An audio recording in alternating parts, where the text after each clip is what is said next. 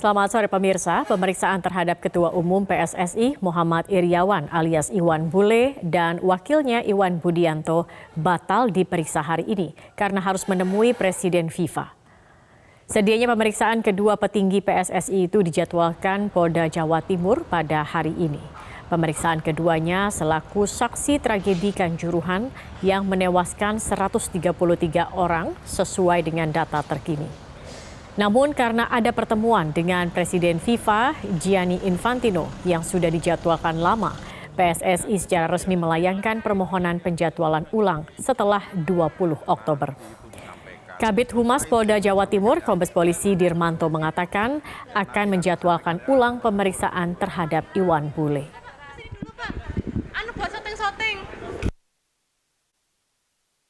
Kemudian hari ini kita akan memeriksa kurang lebih 6 saksi di sini ya.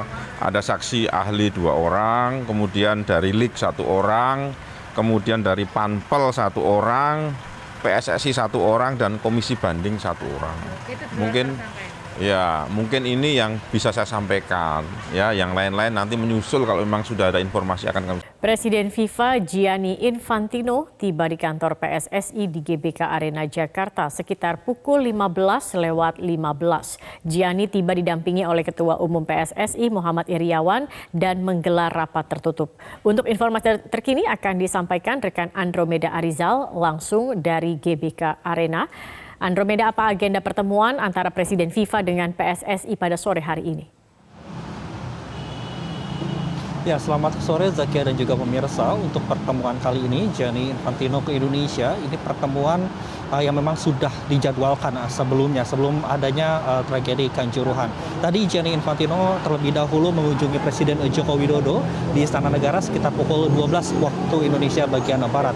Kemudian tadi dijadwalkan akan ke gedung PSSI, terutama di GBK Arena, dan sudah tiba sekitar pukul 15.15 waktu Indonesia bagian Barat, yang didampingi secara langsung oleh Muhammad Iryawan atau yang dikenal dengan Iwan Bule, Ketua Umum PSSI, kemudian juga Sekjen PSSI. Dan Gianni Infantino sendiri ini menghadiri rapat yang digelar secara tertutup di gedung PSSI ini untuk membahas terutama berkaitan dengan reformasi sepak bola yang ada di Indonesia. Dan tadi pun juga sudah disampaikan oleh Presiden Joko Widodo bahwa reformasi sepak bola ini yang terdiri ini ada pihak dari FIFA, kemudian AFC, kemudian PSSI, dan dari unsur pemerintahnya ini ada dari Kementerian Kesehatan, kemudian Kemenpora, Kemenkes, PUPR, dan juga dari keterlibatan TNI dan juga Polri. Dan hari ini memang selain dijadwalkan akan menggelar rapat tertutup yang membahas mengenai reformasi dari sepak bola, informasinya sekitar pukul 17 waktu Indonesia bagian Barat, Gianni Infantino sendiri akan melakukan sepak bola terutama di sekitar lapangan GBK. Dan kami masih terus menunggu seperti apa keterangan resmi baik itu dari Ketua Umum PSSI ataupun dari Gianni Infantino terkait dengan pembahasan rapat tertutup yang digelar di GBK Arena. Namun informasi yang kami terima ini untuk menggelar rapat ini di PSSI adalah menindaklanjuti perbincangan ataupun percakapan antara Presiden FIFA Gianni Infantino dengan Presiden Joko Widodo di siang hari tadi. Zakia. Ya, baik. Andromeda, seperti yang Anda katakan tadi begitu ya, ada pertemuan sebelumnya antara Presiden FIFA dengan Presiden Joko Widodo. Apa kemudian poin-poin penting yang dikomunikasikan kepada PSSI terkait dengan pertemuan Presiden FIFA dengan Presiden Jokowi?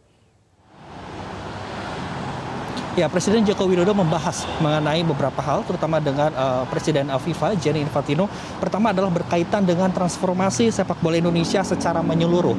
Secara menyeluruh ini artinya adalah mencakup aspek pertandingan dan juga aspek keamanan, terutama dalam perhelatan sepak bola di Indonesia. Kemudian juga selain itu aspek penonton yang harus diperhatikan. Aspek penonton ini berkaitan dengan keselamatan saat menonton sepak bola di Indonesia. Tentu aspek keselamatan ini tentu perlu ada standar yang disesuaikan, terutama standar dari FIFA. Selain itu juga kelayakan stadion dan juga menerapkan teknologi ini untuk membantu mitigasi aneka potensi yang membahayakan baik itu penonton ataupun pemain itu sendiri. Dan tadi juga Presiden Joko Widodo membahas mengenai bahwa kesepakatan ataupun perbincangan antara Presiden Indonesia Joko Widodo dengan Presiden FIFA ini menjadi momentum untuk perbaikan sepak bola di Indonesia. Dan berikut ini pernyataan dari Presiden Joko Widodo. Kami berdiskusi secara detail dan dalam pertemuan itu Presiden FIFA mengungkapkan rasa duka dan simpati mendalam kepada keluarga korban dan menyampaikan kepeduliannya atas tragedi yang terjadi. Kami bersepakat bahwa tragedi ini menjadi pelajaran yang sangat penting bagi persepakbolaan Indonesia dan juga bagi dunia sepak bola. Dan kami bersepakat untuk melakukan transformasi sepak bola Indonesia secara menyeluruh, memastikan semua aspek pertandingan berjalan sesuai dengan standar keamanan yang ditetapkan oleh FIFA.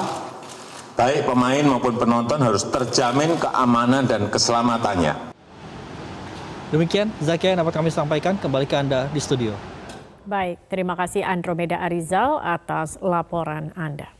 Untuk mengetahui bagaimana kondisi terkini terkait banjir di Malang, akan dilaporkan rekan Fajar Agastya langsung dari Malang, Jawa Timur. Fajar, sejauh ini seperti apa kondisi banjir di sana?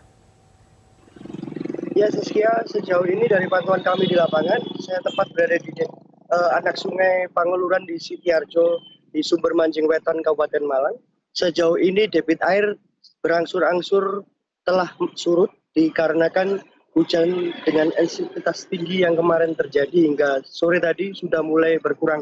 Hingga saat ini air tidak lagi mengenangi sejumlah area jalan dan pemukiman di desa ini, dan sejumlah akses sudah bisa mulai dilalui oleh relawan dan juga warga untuk mencari ke tempat yang lebih tinggi dan lebih aman, begitu saja. Fajar, informasinya juga ada satu dusun yang hingga saat ini belum bisa diakses. Bagaimana kondisinya dan apa upaya yang tengah dilakukan saat ini? Ya, sejauh ini ada satu dusun Rawatratih di Desa Sitiarjo, Kecamatan Sumber Manjing Wetan ini yang memang belum bisa terakses karena masih ada cekungan jalan yang masih tergenang air. Namun berkurangnya curah hujan yang turun saat ini mulai berangsur surut dan tim relawan sudah nampak mencoba untuk mengakses. Sejauh ini memang relawan hanya bisa mengakses dengan roda 2 motor-motor trail atau juga mobil-mobil besar milik BPBD untuk mengirimkan makanan siap saji ke sekitar 600 warga yang ada di sana. Sejauh ini memang warga tidak memilih untuk dievakuasi atau memilih ke tempat yang lebih aman karena setiap rumah telah memiliki lantai lebih dari 2 dan 3 lantai, sehingga mereka memang sudah sadar mitigasi bencana.